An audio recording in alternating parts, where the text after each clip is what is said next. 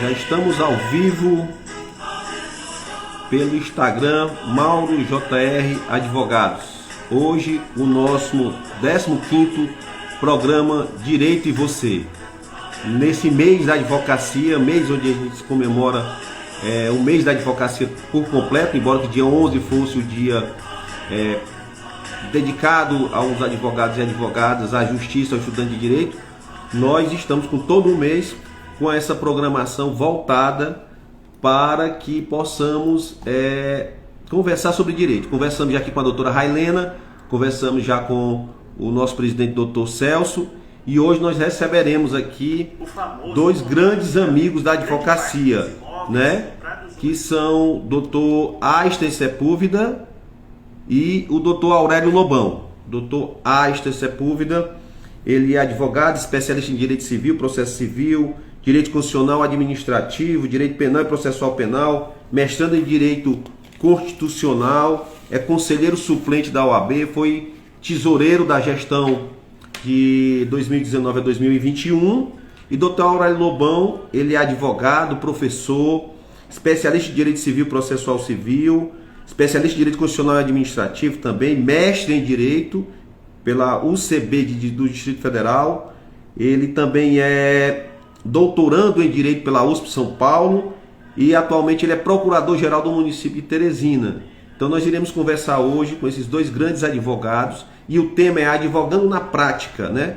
Além de ser professores e advogados, ele tem uma vasta experiência também no direito administrativo, eles dois, e também na prática jurídica nos tribunais superiores, na nossa labuta de dia a dia, advogados de balcão. Então será um prazer recebê-los hoje aqui no nosso programa. Queremos já agradecer a todos vocês que estão aqui, o nosso querido amigo Francisco Marcário, né, Francisco Oliveira também, ele que é um grande parceiro nosso, o Paulo Ricardo, que é aqui da Mais Criativo Mídias, também que é uma pessoa que nos ajuda na elaboração do programa. Nós temos aqui também vários outros colegas já entrando. Nós temos aqui agora o doutor Aster, já está aqui conosco, ele já está. Doutor Aster, só para pedir aqui para autorização para entrar. Boa noite, querido. Pode pedir aí o convite para a gente poder aceitar e já iniciarmos a nossa conversa hoje, que é falando sobre a advocacia na prática, né? Advogando na prática. Como eu disse, nós teremos dois grandes convidados hoje, dois grandes advogados do estado do Piauí e também amigos. Nós teremos o doutor Francisco Aster de Holanda e o nosso colega Aurélio Lobão Lopes. Estamos aqui aguardando a entrada deles.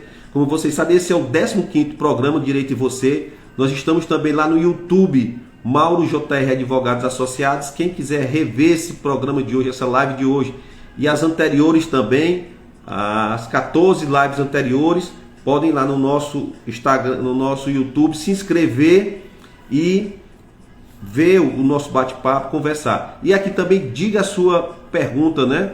Faça aqui, traga aqui a sua colocação também, traga a sua dúvida aqui para nós, para que possamos interagir aqui com vocês. E vocês também podem aí, essa setinha, essa asa delta aí, vocês podem estar enviando para os colegas de vocês, os amigos, os seguidores, para também chamar para a gente participar.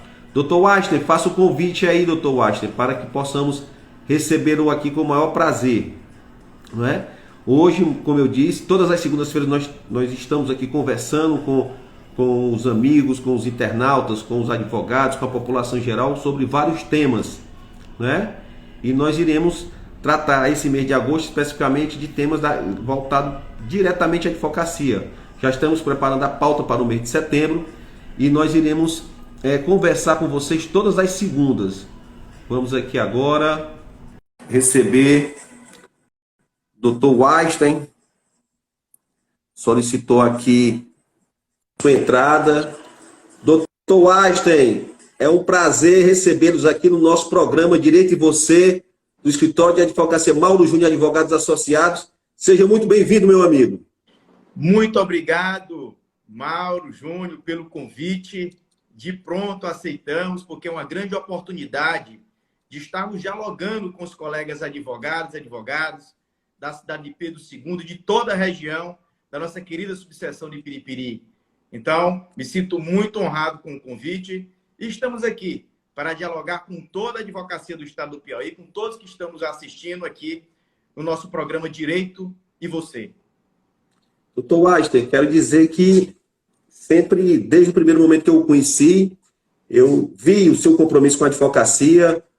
Foi numa época de eleição de ordem, você já lá como tesoureiro, você é uma pessoa sempre atenciosa aos pleitos da advocacia, um advogado realmente preocupado não só com o seu trabalho, o seu escritório, mas também com o trabalho de todos os advogados e advogadas do Piauí. Então, quero dizer que esse programa é voltado especificamente para isso, para que possamos conversar sobre a advocacia. E eu quero aqui logo pedir as escusas que o doutor Aurélio deve estar entrando, o doutor Aurélio Lobão, é porque ele está num congresso em Aracaju. Sim. Disse que, e eu até agradeci sobre essa participação dele, mas ele está tendo lá a programação e qualquer hora ele pode entrar. Mas vamos aqui conversar. Você sabe que o advogado gosta de dialogar. E eu queria logo, de antemão, sempre nesse programa, a gente procura conhecer melhor nossos entrevistados e que as pessoas que estão participando também possam conhecer. Você falar sobre sua vida acadêmica, sobre como foi que se encontrou com o direito, como foi que o doutor Francisco Washington Sepúlveda chegou a ser o brilhante advogado que é. Meu amigo, eu quero lhe agradecer por esta oportunidade, né, Mauro? Porque, assim, a caminhada do direito, ela não é fácil, né? Mas também ela é muito prazerosa. E quando você faz aquilo que você gosta, você não tem que trabalhar nenhum dia. Mas eu lhe confesso que o começo da minha trajetória, primeiro eu sofri uma resistência muito grande familiar, porque o meu pai era médico, meu pai faleceu em 2018, e aqui eu quero mandar um abraço encarecido para todos os pais que estão nos assistindo. Ontem foi o Dia dos Pais, então eu quero mandar um abraço para todos os pais advogados, especialmente os de Pedro II, de toda a região da nossa subseção de Piripiri. Mas o meu pai teve uma resistência muito grande. Ele não queria que eu fosse advogado, eu queria que ele fosse médico. Então, eu já sofri uma pressão dentro de casa. Mas só que nos exames vocacionais, ele viu que eu não teria a menor condição de ser médico, porque a cada vez que ele me levava para uma cirurgia, para acompanhar um procedimento, eu quase que desmaiava. Então, fui absolvido pelo direito porque tinha um tio, padrinho, um grande promotor de justiça, aqui do vizinho estado do Maranhão. E lá eu chegava na casa do meu padrinho e via os livros de direito, e logo aquilo me absolveu, porque eu sempre gostei muito da leitura, eu sempre gostei muito dos livros, e aquilo, quando eu ia aos finais de semana, para mim era um encontro muito prazeroso. Então eu pedia, mamãe, papai, eu quero ir para a casa do meu padrinho, porque eu quero ir para a biblioteca dele estudar. Então eu me debruçava sobre os livros, sobre os escritos dele. Ele é poeta, além de ser um promotor de justiça aposentado. E aquilo foi me levando para o mundo das letras, foi me levando para o mundo do direito, fui conhecendo o dia a dia da advocacia, mas sob um prisma completamente diferente, um prisma do Ministério Público, não tinha nada a ver com a advocacia. E fiz o exame de vestibular. Naquele tempo, eram pouquíssimas universidades federais, eram pouquíssimos cursos de direito. Pra você ter noção, de particular, no meu tempo aqui em Teresina, acredito que só tinha a Universidade CEUT, e mesmo assim ainda era uma coisa muito experimental, não tinha uma turma formada ainda, então tinha uma dúvida muito grande quanto à capacidade jurídica da formação desses centros de cultura jurídica enquanto formação de bacharéis em direito.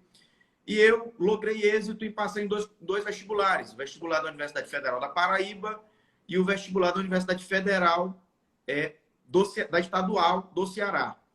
E como tinha passado em primeira opção, primeiro período para a Universidade Federal da Paraíba, fui me formar, então, na Paraíba com muito orgulho. Essa é uma terra que me abraçou muito, uma terra onde eu tive muitas experiências na atividade acadêmica, que eu acho que o profissional de direito ele tem que estar constantemente envolvido na pesquisa jurídica, na extensão jurídica e no ensino jurídico. Então, lá eu pude ter a oportunidade, na Universidade Federal da Paraíba, então Campos de Souza, na Paraíba, de me envolver, de ter sido monitor, de ter sido pesquisador do PEBIC, de ter participado de simpósios, de cursos de extensão, de ter tido um grande laboratório na prática jurídica da própria universidade.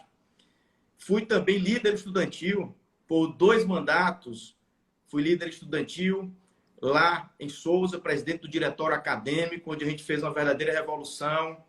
No período de 2003 até 2000, de 99 até 2003, a gente fez uma revolução muito forte na própria estrutura organizacional da universidade, onde a gente, com muita responsabilidade, tínhamos assento no Conselho Superior da Universidade, no Conselho de Pesquisa e Extensão da Universidade. A gente pôde viver o mundo da academia, o mundo do estudante de direito de uma forma bem completa, né?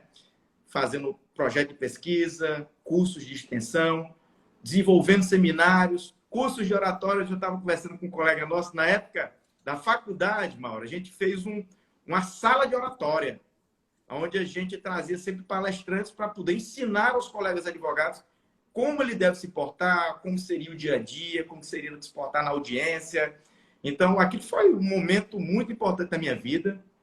Eu devo muito à Universidade Federal da Paraíba, onde eu consegui cativar grandes amigos, onde eu fiz a minha primeira especialização, ou seja, foi um momento sublime na minha vida. E aí, começando a carreira advocatícia. Eu, por exemplo, não tive problemas com o exame de ordem. Acho que antes mesmo de eu receber o canudo de bacharel, eu já tinha passado no exame de ordem. Eu costumo brincar, olha, nunca fui bacharel em direito. Eu era advogado desde o início. Mas eu confesso que no começo eu não queria muito advogar. Eu me dedicava mais aos concursos públicos. Até mais ou menos me formei em 2003, então já se vão aí praticamente quase que 19 anos de exercício dessa grande profissão que é a advocacia. Na época, recém-saído da universidade, eu logrei êxito no concurso para ser professor substituto da Universidade Federal da Paraíba. Não cheguei a iniciar porque Teresina me chamou de volta para casa. Aí eu, que havia começado uma carreira dentro da docência, deixei a docência. Na verdade, não cheguei a iniciar, mas já era coordenador, fundei o PROCON do município de Souza, na Paraíba, fui um dos fundadores do PROCON do município, na verdade, o fundador do PROCON do município de Souza, na Paraíba. Hoje, as estruturas do PROCON do município de Souza são fantásticas. Eu estive lá recentemente, então, uma grande estrutura, ou seja, a pedra fundamental deste grande órgão de defesa do consumidor, de defesa, né, da cidadania, lá na Paraíba foi fincada por nós. E deixei tudo e vim para Teresina, vim para estudar para concurso público. Mas é aquela coisa, o concurso público, às vezes, ele é muito rigoroso, né? E aí a gente, às vezes, tem que entender o chamado da advocacia. Enquanto eu relutava em trabalhar um expediente dentro da advocacia e estudar, a advocacia foi me absolvendo, a advocacia foi me convocando. Na verdade, ser advogado, Mauro, é uma convocação. É uma convocação. Exato. É uma missão ser advogado. Porque muitas vezes você quer concurso público e não é aquilo que a vida preparou para você.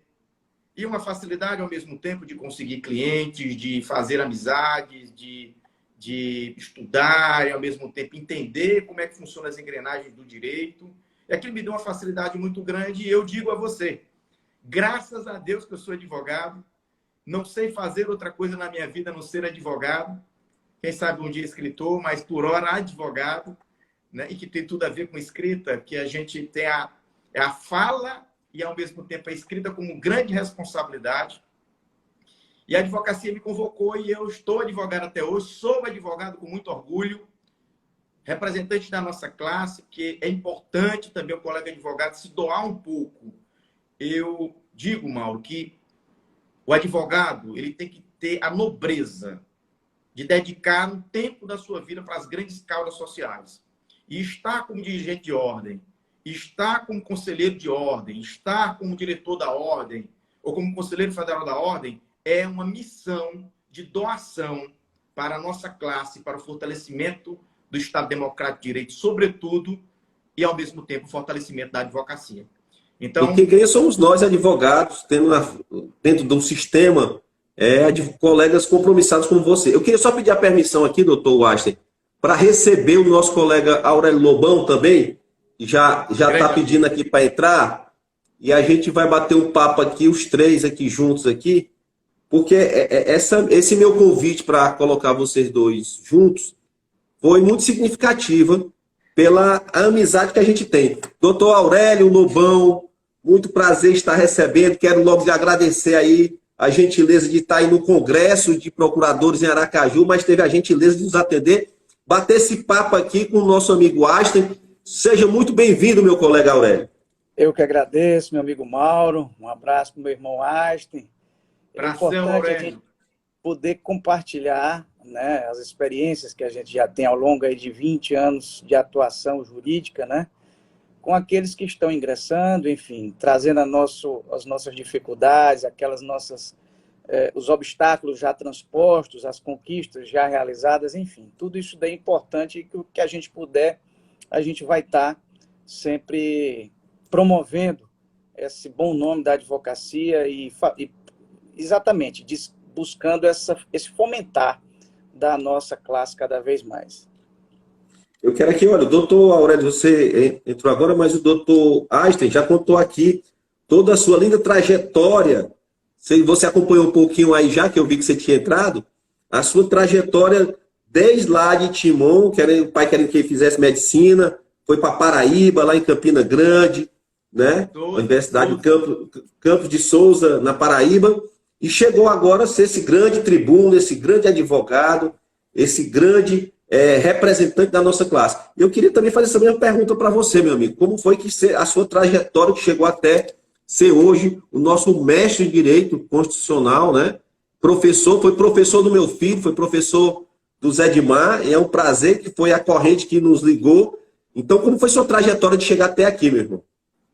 Bom, eu me formei em 2002 e naquela época a gente não tinha essas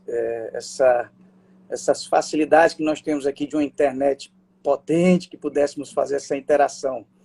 Então, ainda na graduação, eu passei em alguns concursos, concurso de oficial de justiça do TJ, concurso de técnico do MPU, técnico do TRT, e fui estudar em São Paulo, né, no curso Damásio, exatamente para buscar um aperfeiçoamento, beber da fonte dos professores que à época, professor Roque Carrasa, Pedro Lenza, enfim. E quando voltei, a advocacia me abraçou, que foi um período assim bem pungente no início de 2002, final de 2002, início de 2003. E aí comecei a advogar na área pública, né? A partir de então fiz minhas pós-graduações, constitucional e administrativo, depois fiz uma de civil e processo civil, e aí continuei na advocacia e passei a buscar também uma vivência acadêmica. Então, desde 2007, que eu leciono no ensino, desde 2006 que eu leciono no ensino superior, e a partir dessa vivência acadêmica eu busquei um estreitamento com um estudo mais aprofundado. E aí fiz o meu mestrado em Direito na Católica de Brasília, e agora, recentemente, pude lograr êxito na aprovação do doutorado na USP, no doutorado de processo civil. E essa é uma caminhada profissional, e atuando sempre na defesa municipal, na área pública, e desde 2003 para cá, é uma assessoria jurídica de municípios, né? E em virtude dessa experiência, né, pudemos também, numa caminhada de ordem, exercer a experiência de dirigir a nossa Escola Superior de Advocacia, deixar um legado aí na nossa gestão enquanto gestores da ESA, com curso de pós-graduações, mais de 6 mil pós-graduados durante o ano de 2018 a 2020, 2019 a 2021. E também, na graduação, pude ser coordenador de curso de 2007 a 2012, né? Pude exercer a coordenação do curso de Direito de uma faculdade, e hoje estou a ocupar aí essa missão institucional da nossa Procuradoria-Geral do município de Teresina, né? Que é exatamente por conta dessa nossa missão atual que estamos aqui participando do Fórum Nacional de Procuradores-Gerais de Capital, na qualidade aí de vice-presidente desse fórum, trazendo discussões e implementando novos direitos, implementando novas rotinas para a nossa cidade de Teresina. Então, isso é importante porque a gente vai agregando essas experiências de vida na nossa missão institucional e nossa vivência na advocacia. Olha, eu quero dizer que nós estamos diante de dois grandes exemplos de advogados da pujança da advocacia piauiense, né? Essa advocacia que cresce, são dois grandes representantes dessa qualidade, dois advogados públicos, vamos assim dizer, porque o doutor Ashton também tem um trabalho voltado para a assessoria de prefeituras, né? Já foi assessor, não sei se ainda é, de Timon, da Prefeitura de Timon, da Prefeitura de Barras, e vários outros segmentos. Mas eu quero dizer também, para que os nossos amigos que estão nos acompanhando, que são muitos, quero dizer aqui, muitos elogios já, né? De vários colegas dizendo que, por exemplo, aqui o doutor Joaquim Maurício, eu acho que trabalhou, foi estudante também na faculdade lá com o doutor Einstein, né? Doutor Kerlon também de Barras. Viu? Joaquim é de São Raimundo Nonato. Pois é, agora eu vou trazer logo... A efervescência do Centro Jurídico da Paraíba reunia muitos piauienses, sobretudo os piauienses do sul do estado, de Bom Jesus, São Raimundo, Corrente, então, do Nordeste como um todo. Ali foi bom porque a gente conheceu todos os estados da Federação, todos os estados nordestinos estavam representados ali naquela Universidade Federal. Mas eu trago agora, já com a nossa sequência aqui, como é advogando na prática, eu queria que os colegas falassem aí, cada um é que vai organizar o seu tempo da fala, porque tem outras perguntas, é sobre a questão do nosso Poder Judiciário. Nós, como gestores da ordem, somos sempre cobrados em relação ao Poder Judiciário. A morosidade do Poder Judiciário, a muitas vezes falta de transparência. Nós, advogados, somos o da ponta, que somos cobrados, né? Eu queria que os colegas fizessem uma análise sobre o Poder Judiciário do Piauí frente aos outros poderes judiciários, como é que está, embora que tenha melhorado a sua condição, mas ainda falta muito a se chegar no nível que possa ser aceitável, até de prazos de duração de processo. Eu queria que os colegas se pontuassem nesse tema. Bom, é uma pergunta, Mauro, porque a gente precisa observar a nossa realidade. Desde a Constituição de 88, nós tivemos uma difusão dos direitos e do conhecimento desses direitos pela população, pelo cidadão brasileiro. E isso gerou uma busca cada vez maior na defesa desses direitos por esses cidadãos. E essa defesa fatalmente ia desembocar no Poder Judiciário. E o Poder Judiciário não se pode olvidar de dizer o direito de resolver a lide, né? Acontece que a demanda foi tanta que hoje nós temos alguns questionamentos a respeito dessa efetividade.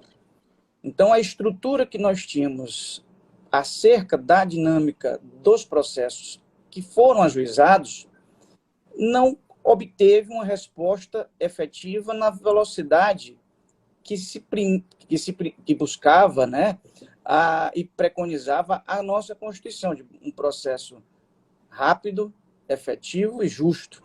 E é nessa caminhada que hoje se encontra o Poder Judiciário piauiense e nacional. A realidade do nosso Estado não é muito diferente do Poder Judiciário nacional. Estávamos agora há pouco nessa discussão entre procuradores gerais de capital, exatamente pontuando as dificuldades de execuções fiscais, as dificuldades nas demandas da saúde.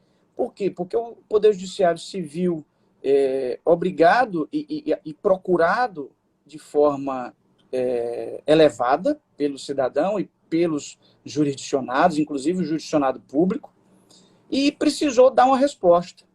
E agora nós estamos vivendo, tanto é que começaram desde 2015, desde 2007 aproximadamente, tivemos já aí o início de algumas discussões sobre as figuras de desjudicialização. Então, hoje nós temos inventário extrajudicial, nós temos divórcio extrajudicial, nós estamos falando hoje na desjudicialização da execução. Então, são dinâmicas que o Brasil hoje vive, por exemplo, que os Estados Unidos viveu na década de 70, com esse mesmo problema de hiperjudicialização das demandas dos cidadãos. Então, nós precisamos, sim, pensar esses meios alternativos de solução de conflitos, meios adequados de solução de conflito, incentivar o que o novo Código de Processo Civil preconiza, que é o protagonismo tanto do Poder Judiciário quanto da advocacia, com esses métodos, evitar esse ajuizamento excessivo e buscar sempre esse caminho, essa porta da desjudicialização, através da mediação, da conciliação, da arbitragem, que são instrumentos que estão aí como portas alternativas à porta do Poder Judiciário. Até que nós tenhamos um Poder Judiciário ideal, né, nós precisamos nos conscientizar desse poder que nós temos enquanto advogados, de sermos protagonistas dos interesses dos nossos clientes. E é nessa seara que nós estamos a vivenciar, dessa desjudicialização, dessa busca alternativa e adequada de resolver os conflitos que nos apresentam. Então, essa é a nossa realidade. Essa é a atual, digamos assim, pedra de toque que nós estamos a discutir no nosso dia a dia forense, buscar realmente levar para o Poder Judiciário as demandas que são efetivamente de caráter indispensável da apreciação do Poder Judiciário, e aquilo que a gente puder tratar de forma consensual, primar pela mediação e pela conciliação. Essas são as nossas realidades ainda, porque nós temos aí, segundo a ideia de se buscar um acesso à justiça menos custoso. Hoje o custo do processo judicial é um custo elevado e diante de uma realidade de demora na prestação judicial. Então, mais um incentivo para se primar pelos métodos adequados de solução de conflito. Então, a gente tem aí assunto para uma live inteira, para a gente não poder esgotar o tema e eu poder deixar aqui o espaço para o meu irmão Einstein também fazer as considerações dele. Com você, Einstein. Meu amigo Aurélio Lobão, meu irmão, uma grande satisfação estar com você aqui nessa live promovida pelo nosso irmão Mauro Júnior. Olha, o Poder Judiciário piauiense, a gente entende que ele precisa melhorar e melhorar muito, tá? Eu tive a oportunidade de, por 2 vezes, ser presidente da Comissão de Relação com o Poder Judiciário da OAB. E nós nos deparamos, ao longo desses anos, com diversas situações. Inclusive, na época de campanhas de ordem, Mauro, a gente tinha um lema, lá em 2012, Aurélio, não sei se você se recorda. I have a dream. I have a dream quando um dia eu puder advogar em 2 turnos no Poder Judiciário piauiense. Esse era o grande sonho da advocacia. E através da boa relação com a Comissão de Relação com o Poder Judiciário, no mandato que obtivemos, não em 2012, mas em 2016, 2015 mais precisamente, com o exercício do mandato de 2016, 2018 e em 2018, nós conseguimos, enfim, mostrar para o Tribunal de Justiça do Estado do Piauí que era preciso ele trabalhar em 2 turnos. Porque naquele momento, e ainda hoje isso existe, os números do IPCJus, que é o Índice de Produtividade do Poder Judiciário, eram muito pequenos, colocavam o Estado do Piauí no último patamar.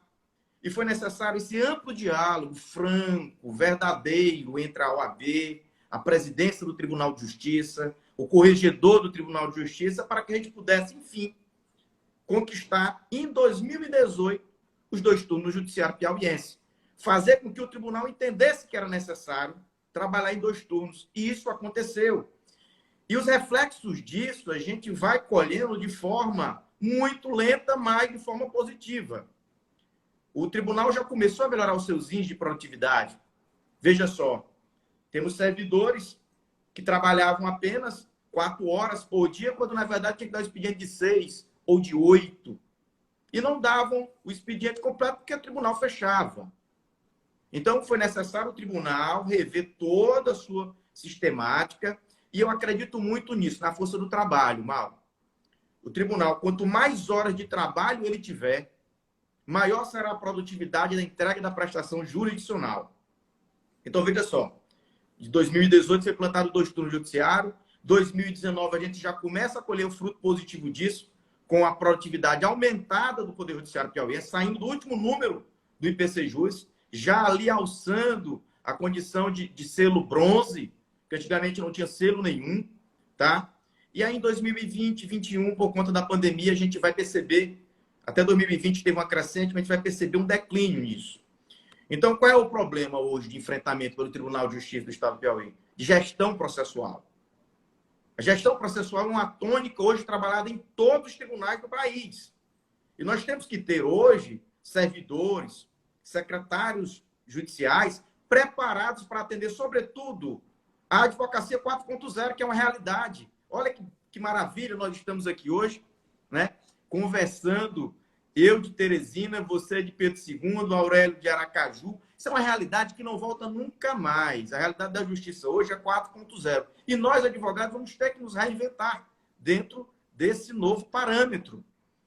E isso vai ser positivo para o Poder Judiciário, sobretudo para agilizar as audiências. Hoje eu fiz audiência do meu escritório, de Teresina para São Luís, do meu escritório, com a comodidade do meu escritório, uma audiência de conciliação.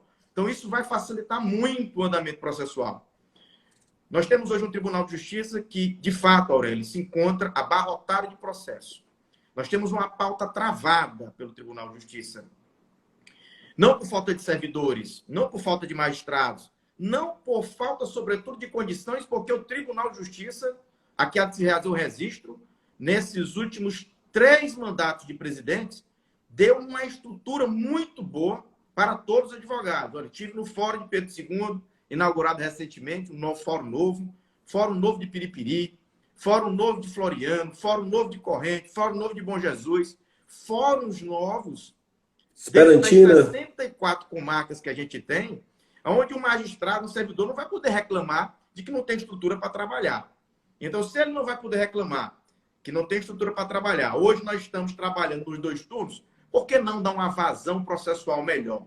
Então, pensando nisso, nessa semana, Aurélio e Mauro, semana passada, nós estivemos junto do presidente do Tribunal de Justiça, desembargador Oliveira, que sempre nos recebe com muita fidalguia, com muita cordialidade, recebe a ordem. Então, na verdade, todos os desembargadores recebem a OAB desta forma, tratando exatamente de quê? Ora, qual é o último ato para um juiz arquivar um processo? Um dos últimos atos para um juiz arquivar o processo, Mauro, é o espessa-se o alvará. Cumpra-se, espessa-se o alvará. Então, nós estamos propondo ao presidente do tribunal que ele institua, nos moldes da Semana Nacional de Conciliação, do CNJ, uma semana estadual de expedição de alvarás, que é para destravar essas pautas desses alvarás que estão abarrotando as secretarias jurisdicionais, uma expedição de simples atos, porque muitas vezes o magistrado só quer expedir alvará num dia na semana. Ainda nos deparamos com essa situação. Então, em boa hora, o presidente recepcionou esse requerimento da OAB, já está com sua assessoria estudando para submeter ao pleno, e a gente acredita que ainda em agosto isso possa ser muito viável. E um outro ponto que eu entendo fundamental para a gente tirar um pouco essa morosidade do Poder Judiciário piauiense é que em muitas comarcas, Aurélio, não existe a figura da possibilidade do juiz nomear um advogado da ativa ou uma advogada da ativa para dar vazão àquele processo. O ato fica paralisado porque não tem quem vá, porque não tem um defensor público. E aí entra a responsabilidade do advogado e da advogada de exercer esse mundo. Para isso, nós apresentamos um projeto de lei na Assembleia Legislativa, no governo do Estado, para que pudesse regulamentar isso, para que os colegas advogados possam receber por isso. Eu acho que, não só levando em consideração, Aurélio, isso que você falou, que eu acho que o advogado hoje, muitas vezes ele tem um poder que ele não quer exercer, ou um poder que ele deveria exercer mais, que é exatamente da mediação e da conciliação.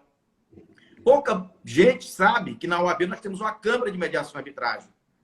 Então, por que não convencionar, quando for fazer os contratos com os empresários, para que seja resolvida a querela na primeira via, na Câmara de Mediação e Arbitragem da OAB? É uma dica. Olha que importante dica.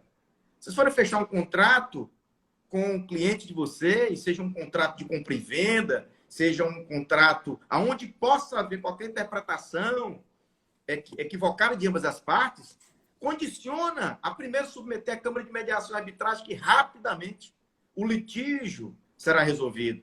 veja a importância do advogado, porque a gente pode fazer conciliação sem ser dentro do Poder Judiciário. Então, a advocacia é isso, encontrar soluções para quê? Para que possam os processos caminhar com o seu rito mais célere, e aí é importante, sim, sempre a cobrança dos representantes da ordem junto ao Poder Judiciário, seja em Pedro II, seja em Piripiri, seja em Corrente, em Cristalândia, em Cajuru da Praia. É importante nós estarmos atentos, como sempre estamos atentos a todos os reclamos da advocacia. Mas eu quero fazer duas ponderações aqui.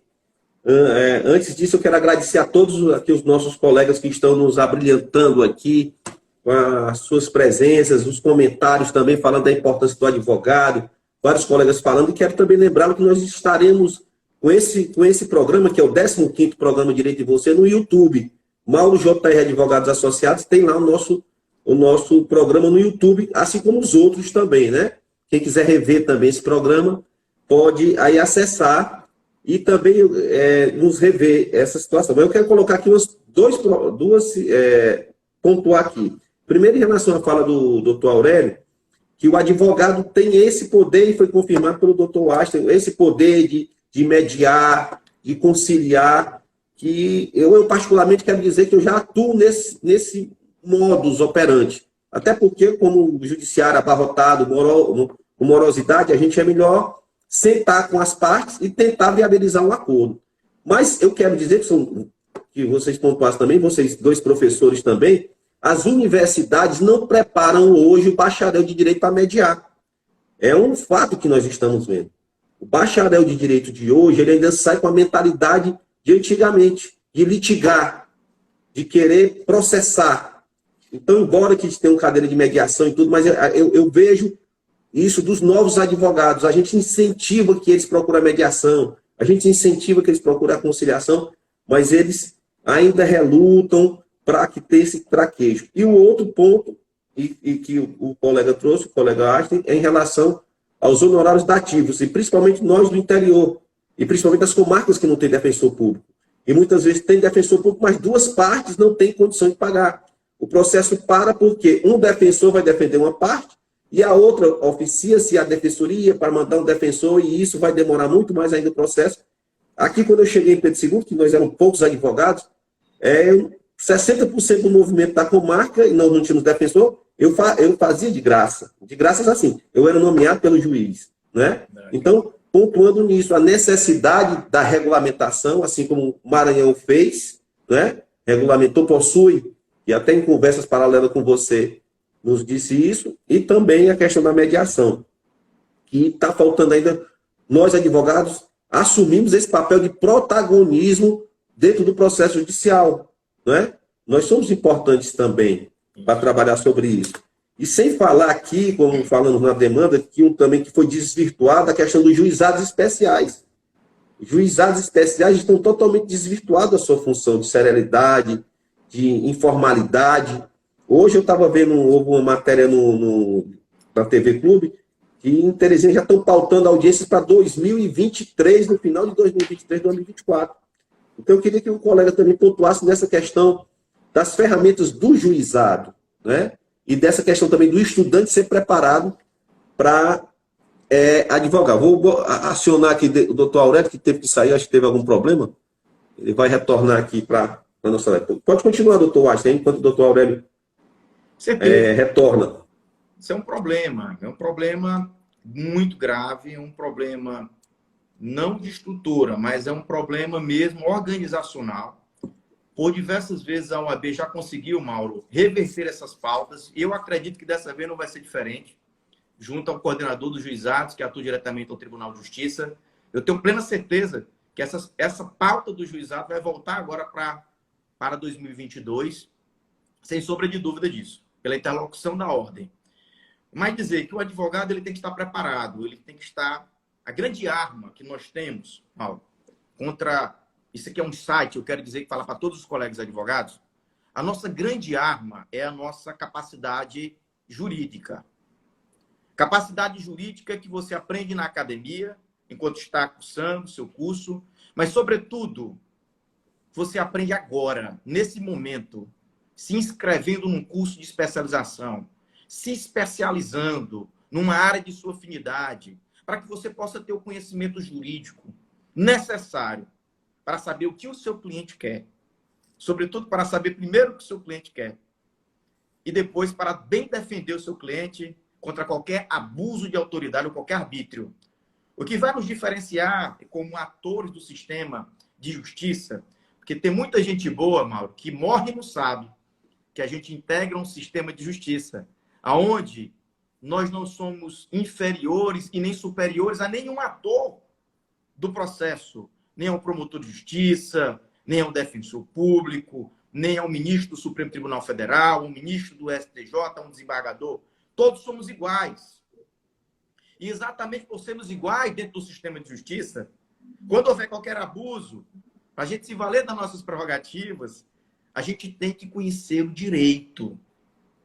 Sermos urbanos para com os colegas, não sermos, muitas vezes, deselegantes para com os colegas, respeitar os limites da atuação de cada colega, mas o conhecimento é a arma fundamental. Então, capacitação jurídica. Veja só, eu, já com 19 anos de advocacia, iniciei e qualifiquei minha dissertação de mestrado na Unifor agora recentemente. Então, não tem tempo para estudar. Já cursei créditos do mestrado em Buenos Aires, na Argentina. Não concluí, mas cursei os créditos. Ou seja, isso é importante, porque a todo momento você tem que se capacitar. Eu não digo reciclar, não, porque você recicla lixo, e nós não somos lixo. Então, a gente vai fazer uma recapacitação permanente, como estudantes permanentes que somos. E esse problema dos juizados é um problema. Todas as vezes a OAB consegue reverter, e dessa vez eu quero acreditar que não vai ser diferente. Professor Aurélio. Eu entendo da seguinte forma. Nós temos hoje, realmente, um problema estrutural.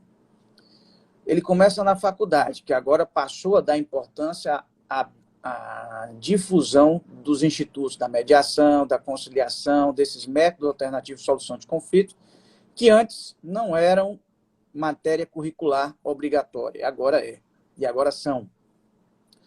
Sobre essa questão dessa cultura da mediação, nós vamos ter um resultado, eu creio que a médio prazo. Então, nós vamos ter aí uma nova geração de bacharéis em direito, vocacionados para essa nova realidade de buscarem a solução consensual desses conflitos. E só, em último caso, levá-la ao Poder Judiciário para dirimir esse conflito. Então, nós vamos aguardar ainda um tempo para poder colher os frutos que são agora, já após ano 2004, 2005, que inseriu-se essa dinâmica da mediação com mais vigor nos cursos de direito, né? Com relação aos juizados, eu entendo que o problema maior é um problema de gestão. Eu me recordo que assim que os primeiros juizados foram instalados no Piauí, eu até fui um dos primeiros a estagiar nos juizados. Não, me permita eu não revelar a data. Revelando a idade aí, o Aurélio. Não revelar a idade, mas assim que os primeiros juizados, eu fui estagiar no juizado do Bela Vista. Né? Na época, o juiz titular do juizado era o doutor James. Hoje o doutor James é desembargador. Então, para você ter uma ideia, o tempo que nós estamos levando em termos de evolução desse instituto. E me permita, eu acho que na atual conjuntura, o que falta um pouco, e aí é uma impressão particular, é que na titularidade dos juizados de pequenas causas, tem que ser juiz vocacionado para o juizado de pequenas causas. É muito complicado você pegar um juiz titular de vara, que tem já aquela ritualística do procedimento comum da vara civil, ou um juiz titular, enfim, de qualquer outra vara especializada que seja, para levar aquela experiência para o juizado especial, que é a oralidade, que é a seralidade, que é a informalidade, para que os atos judiciais aconteçam de forma mais rápida. E aí eu estou falando atos judiciais. Não é só decisão judicial, mas principalmente as citações, as intimações, as audiências, enfim. E muito mais ainda, me permite, eu entendo, que é exatamente descentralizando os juizados e criando turmas recursais descentralizadas que nós vamos, compostas, e aí compostas por juízes de juizados, que nós vamos ter um implemento e uma melhoria da dinâmica do trâmite desses processos. Então, é uma experiência que eu já vivenciei em vários processos meus de juizado especial. Os juízes dos juizados decidiam de uma forma, e quando chegava na turma recursal ocupada por juízes que não tinham a experiência de juizado, mas tinham a experiência de vara comum, aumentava o índice de reformabilidade das decisões que eram tomadas pelos juízes típicos de juizado. Então, criava-se um problema para o próprio judiciário.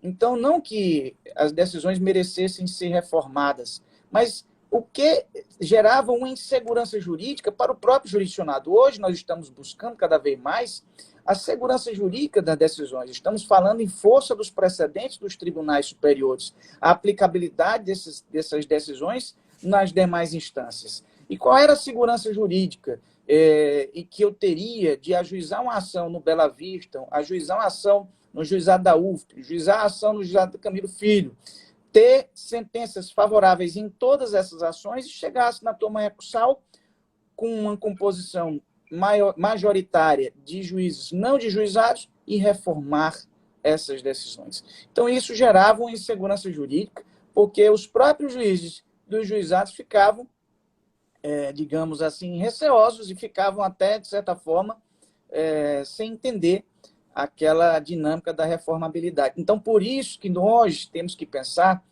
a estrutura como um todo, né? E a ideia, para que a coisa aconteça de forma gerencial, é ter esse perfil do magistrado, porque cada unidade de jurisdição, cada vara, cada fórum, merece uma visão gerencial daquele centro de poder. E essa visão gerencial é uma visão técnica, com o preparo da equipe que está lá cuidando da secretaria, com o preparo, noções dos magistrados que compõem o juizado, porque é totalmente diferente a dinâmica do juizado para a dinâmica de uma vara civil. E esses conceitos não podem se misturar. Então, eu acho que, nesse primeiro ponto, na medida em que nós não tivemos turmas recursais descentralizadas e não tivemos juízes de juizados especiais ocupando as turmas recursais com a dinâmica que lhe é própria, nós tivemos aí um abarrotamento dos julgados em sede de turma recursal. E para complementar a sua observação, durante a pandemia, eu fui professor do curso de formação aí dos novos magistrados, de um grupo de 6 novos magistrados que participaram do curso de formação. E é exatamente um dos pontos que a gente busca, e eu até pugnei que eles adotassem nesse período de dificuldade, que era fazer esse mutirão do alvará. Mas o mutirão de alvará que, na verdade, permitisse à advocacia, o quanto antes, a obtenção do seu sustento. O advogado vive do alvará, vive, a grande maioria vive desse levantamento, muitas vezes um crédito que está ali depositado. E aí, essas experiências, elas precisam ser participadas. Né? Para você ter uma ideia, no doutorado, a gente tem outros colegas de outros estados, tem uma juíza de juizado especial que ela sempre adota uma técnica de realizar e tentar uma audiência de conciliação nas execuções cíveis dos juizados. Aí você se indaga, mas não tem audiência de mediação nem de conciliação no rito da execução civil. Só que quando você traz a parte para uma mediação e uma conciliação, você consegue identificar se aquela parte é uma parte que está ali sendo demandada de forma justa, se ela está ali sendo demandada porque realmente passou por um momento de dificuldade e que, por vezes, um ato judicial de um CITSE, de uma presente impugnação, de uma presente os embargos, a execução, não vai suprir aquilo que uma audiência de conciliação poderia suprir, que é uma tentativa de parcelamento, uma tentativa de substituição daquela obrigação de pagar por uma obrigação de fazer. De repente, eu sou professor, estou devendo um credor, aí o credor diz, não, pois vem aqui lecionar na minha escola, ou vem aqui prestar um serviço para mim. Então, existem essas possibilidades. Eu sou dono de uma construtora e estou em débito, aí depois vem aqui fazer aqui a reforma da minha casa. Enfim, existem outras formas, e o ministro Fux, quando esteve agora em Teresina, ele ponderou exatamente isso, que nós precisamos fazer uma análise econômica do direito para saber onde é que nós estamos gastando energia demais e obtendo resultado de menos. E um desses gargalos é exatamente a execução civil. Então, a gente precisa estar pensando essa prestação jurisdicional de forma mais efetiva. E é exatamente nesse contexto que precisamos sentar com o Poder Judiciário, com a advocacia, principalmente com o jurisdicionado, que são os principais usuários aí do sistema de justiça. Meus queridos irmãos, deixa eu lhe dizer... Só interrompendo aqui, Mauro, concluindo aqui para falar do Aurélio. Recentemente, Aurélio, tem um processo contra um ente municipal já transitado julgado não, em vitória de primeiro grau, mas em grau de recurso. E eu fui surpreendido com a tentativa de conciliação em sede de segundo grau. Veja que maravilha. TJ do Maranhão, o desembargador, nos convocou para uma tentativa de conciliação. Mas é bem verdade, a outra parte não foi. Então, assim, a tentativa de conciliação ficou prejudicada, porque tem que haver esse interesse recíproco, mútuo, de conciliar, senão há de se eternizar.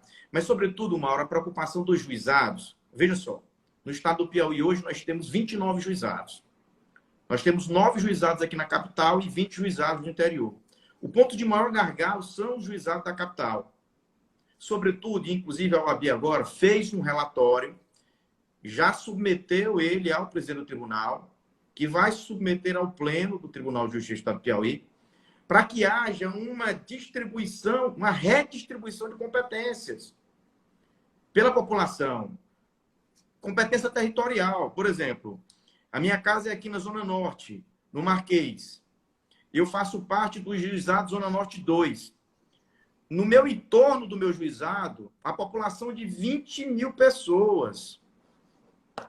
Obviamente que o juizado Zona Norte 2 vai andar muito mais rápido do que o juizado do Redonda, que tem que atender praticamente 130 mil pessoas, um juizado.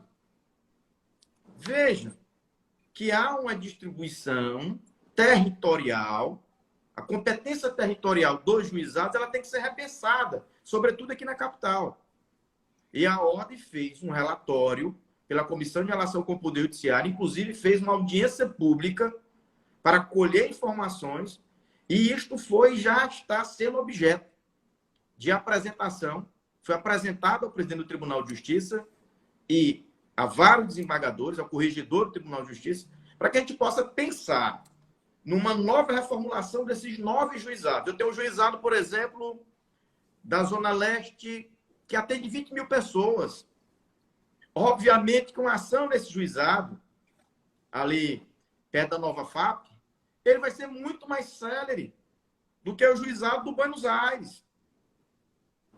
Então, a gente tem que pensar numa redistribuição dessa competência para, sinalizando isso, que nós estamos na vivência, né? Nós estamos na prática, nós estamos aqui no nível a advocacia, vivendo o sistema de justiça sobre o nosso prisma. E, ei, tribunal, olha, essa competência está equivocada.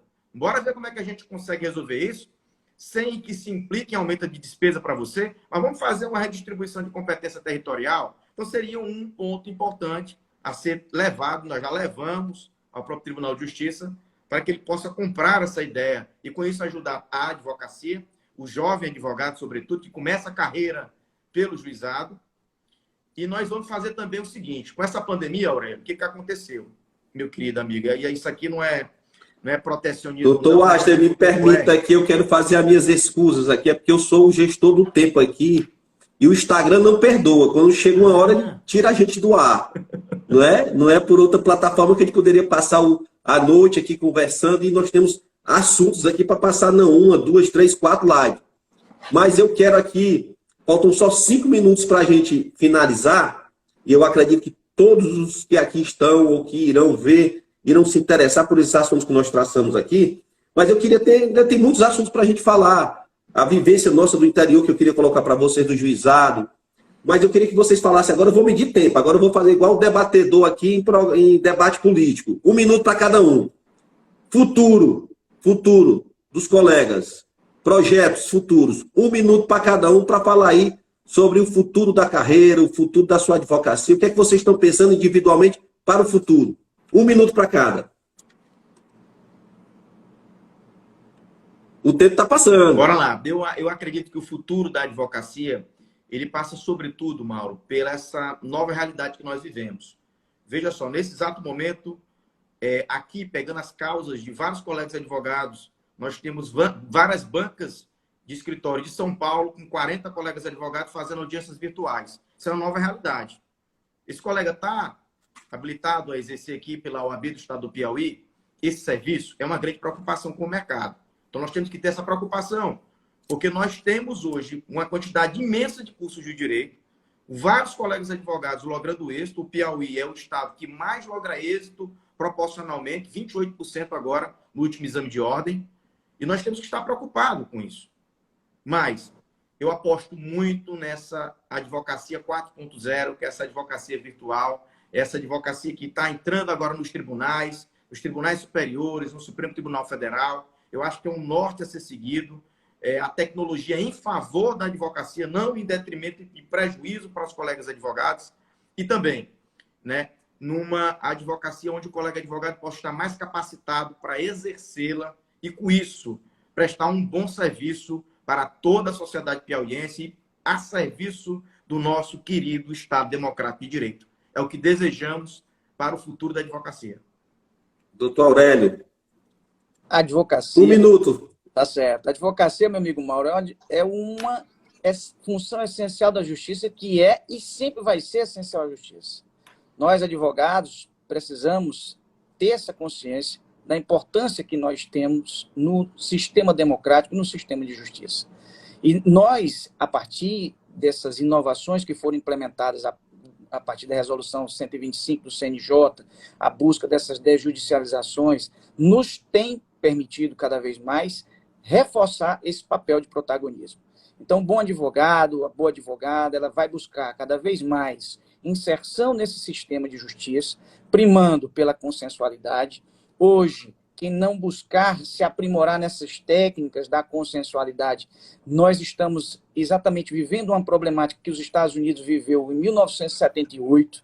Então, para você ver que é uma dinâmica que nós precisamos nos espelhar naquilo que deu certo, e essa dinâmica do sistema multiportas que foi implementado no nosso sistema brasileiro é a bola da vez. Então, nós precisamos, sim, desenvolver as nossas expertises de conciliação, promover cada vez mais a capacitação do advogado e da advogada, para que possamos, juntos, tornar a advocacia cada vez mais forte, cada vez mais respeitada.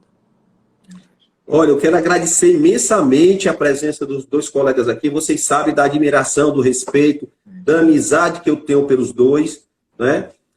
Sempre eu digo que eu ganho irmãos no sistema OAB. Eu sou um eterno apaixonado por esse sistema, que eu ganho irmãos, e vocês estão nessa cota dos meus irmãos, pessoas que têm aí muito a contribuir com a ordem, muito a contribuir com a advocacia piauiense, muito a contribuir com o judiciário piauiense.